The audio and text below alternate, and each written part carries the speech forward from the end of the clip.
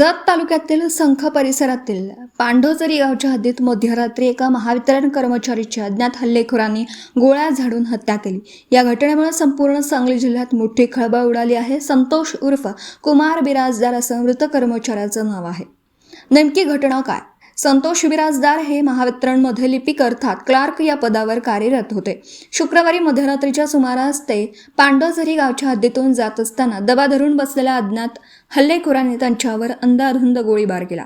गोळ्या लागल्याने बिराजदार गंभीर जखमी झाले। त्यांना तातडीने जवळच्या रुग्णालयात उपचारासाठी हलवण्यात आलं, मात्र उपचारापूर्वीच त्यांचा मृत्यू झाला। अनैतिक संबंधाचा संशय।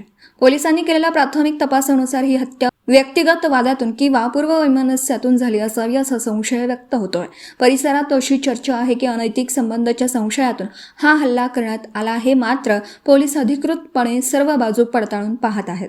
घटनेची माहिती मिळताच उमदी पोलिसांनी तातडीने धाव घेत घटनास्थळाची पाहणी केली। पोलिसांनी या प्रकरणात 2 संशयितांना ताब्यात घेतलं।